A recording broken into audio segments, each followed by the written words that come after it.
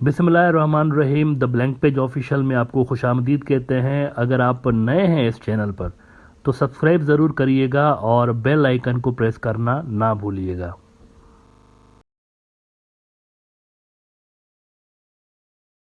मित्रों, last year मैंने सबसे पहले यहाँ ब्रॉडर व्यू में ये खबर ब्रेक की थी कि बीजेपी प्लान बना रही है और आरएसएस ये प्लान बना रहे हैं कि वेस्ट बंगाल का नॉर्थ का जो इलाका है उसको डिवाइड करके नॉर्दर्न बंगाल में एक अलग से स्टेट क्रिएट करनी है। अब उस स्टेट का वैसे नाम भी खुल के सामने आ रहा है। गोरखा लैंड एक नाम गर्दिश कर रहा है। ये एक चीज़ डिस्कस हो रही है कि गोरखा लैंड नाम की एक यहाँ पर अलग से स्टेट बनाई जाए।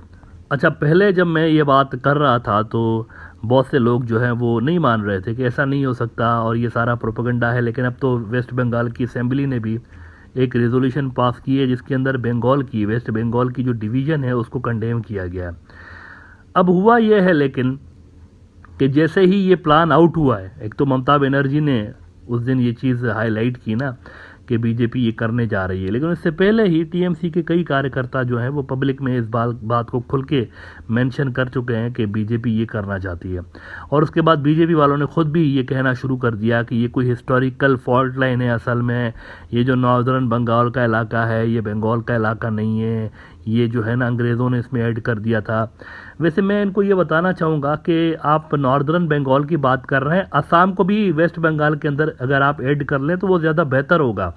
इसकी वजह यह है कि असम भी असल में बंगाल का इलाका रहा है, तो अगर आप उसको मर्ज कर लें वो ज़्यादा बेहतर है, बजाय ये झूठा प्रोपेगेंडा करने के कि नॉर्दर्न बंगाल जो है ये कभी इनका इलाका रहा ही नहीं है बंगाल वालों का। तो ये गलत बात है। बहरहाल अब हुआ ये है कि जब से ये चीज़ आउट हुई है ना, पर्चा आउट हो गया, पहले क्वेश्चन पेपर एग्जाम होने से पहले आउट हो गया, तो उस पर शदीद किस्म का बैकलैश जो है वो बीजेपी को आ रहा है वहाँ से, वेस्ट बंगाल से, और वहाँ उनके मंत्रियों के ऊपर हमले शुरू हो गए हैं। एक उनका मंत्री है नीतीश प्रमाणिक साहब, वो उस दिन गए हैं वेस्ट बंगाल, तो वहाँ पर उनके ऊपर उनकी गाड़ी पे पथराव हुआ है। लोगों ने स्टोन्स फेंके हैं, पत्थर फेंके उनकी गाड़ी के ऊपर कि हाउ डेयर यू। आप बीजेपी वाले इधर किधर घुसे चले आ रहे हैं वेस्ट बंगाल के अंदर, आपका हमसे क्या ताल्लुक है? और अब तो आप घुस के चले आ रहे हैं, दूसरा आप हमें डिवाइड करने की भी बात कर रहे हैं हमारी ज़मीन को। इस पे शदीद गुस्सा पाया जा रहा है वहाँ के बंगाली जो कम्युनिटी है उसके अंदर, और उन्होंने जो है वो इसका इजहार करना शुरू कर दिया है। प्रॉपरली उन्होंने पत्थर मारे हैं और नीतीश प्रमाणिक साहब ने तो बल्कि ये भी इल्ज़ाम लगाया है कि मैंने तो गोलियां भी सुनी वहाँ से भागते हुए, ये भी उन्होंने कहा हुआ है। बीजेपी ने वार्निंग जारी की है। बीजेपी ने वार्निंग जारी करते हुए कहा है कि टीएमसी वाले खुद करवा रहे हैं, ये कोई पब्लिक नहीं है, उन्हीं के लोग हमें पत्थर मार रहे हैं। लेकिन उन्होंने साथ में धमकी भी दी है कि टीएमसी वाले याद रखें कि नॉर्थ बंगाल में भी हम हैं। ये उन्होंने धमकी दी है। उन्होंने कहा हम बड़े स्ट्रांग हैं नॉर्थ बंगाल के अंदर, ये उनको याद रखना चाहिए।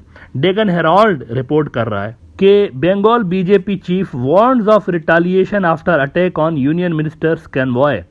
The Saffron Party has claimed that TMC activists engineered the attack, a charge dubbed as baseless by the state ruling party.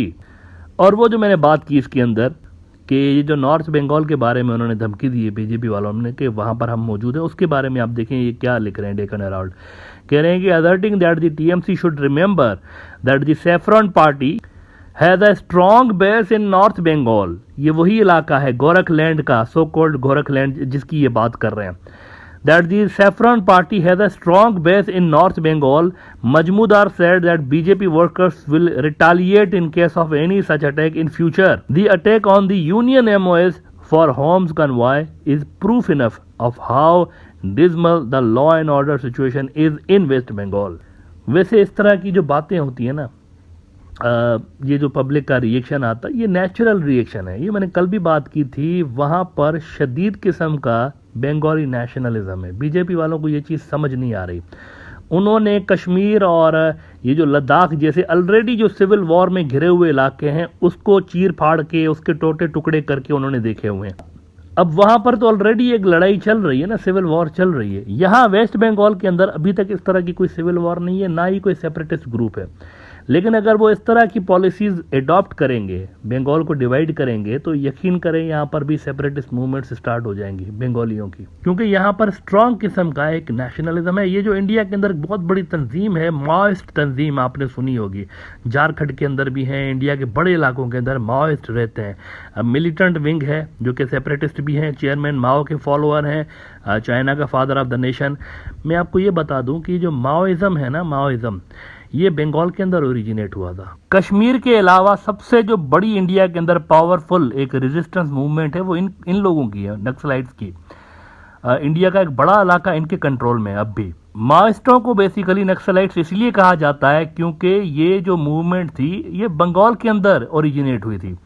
Siliguri जो इलाका है इंडिया का वेस्ट बंगाल के अंदर, उसका एक टाउन है जिसको कहते हैं नक्सलबारी, वहां से ये मूवमेंट ओरिजिनेट हुई थी और बंगाली जो हैं उनका एक बड़ा रोल था इस मूवमेंट को स्टार्ट करने के लिए। लिहाजा यहां से जब भी कोई रिटालिएटरी मूवमेंट स्टार्ट हुई है ना, अब देखें ना, मुस्लिम लीग जिसने पाकिस्तान बनाया था, कहां पे बनी थी? ढाका के अंदर बनी थी, और उसने इंडिया का मैप चेंज कर दिया। तो जब भी बंगाल के अंदर कोई रिटालिएटरी मूवमेंट स्टार्ट हुई है ना, उसका फिर कोई नतीजा अच्छा साबित नहीं होता इंडिया के लिए। ये उनको बीजेपी वालों को याद रखना चाहिए। वो इस तरह अगर पब्लिक की विल के खिलाफ जाकर इस तरह काम करेंगे ना, तो मेरे ख्याल से ये एक बहुत बड़ा सरदर्द इंडिया के लिए पैदा हो सकता है। बहरहाल जी, आखिर में आपको एक और बड़ी ब्रेकिंग न्यूज़ बता देता हूँ वेस्ट बंगाल के हवाले से कि बीजेपी सीरियसली कंसीडर कर रही है इस ऑप्शन को कि वेस्ट बंगाल के अंदर यानी कि डायरेक्टली सेंटर चलाए वेस्ट बंगाल को। ये कुछ वहाँ के जो लोकल वेस्ट बंगाल के बीजेपी के नेता हैं, उन्होंने सजेशन दी हुई है कि यहाँ पर अपना इन्फ्लुएंस बेहतर बनाने के लिए एक और ऑप्शन ये भी है कि कुछ अरसे के लिए बीजेपी का रूल आ जाए थ्रो प्रेसिडेंट। यानी जिस तरह से लद्दाख को इस वक्त ऑपरेट किया जा रहा है और कश्मीर को ऑपरेट किया जा रहा है ना, तो उसी तरह से इसको ऑपरेट करने की वो एक सोच रहे हैं। ये एक वहाँ पर ऑप्शन ज़रूर है, इसको भी बीजेपी सीरियसली कंसीडर कर रही है। और इसका फिर खुलासा जो है ना, वो बिल्ली थैले से बाहर वैसे आ जाती है। डेक्कन हेराल्ड को ही मैं कोट कर देता हूँ, 2 रोज पहले ही इन्होंने रिपोर्ट किया है कि maintaining that the BJP is not in favour of imposition of Article 356 President's Rule in any state.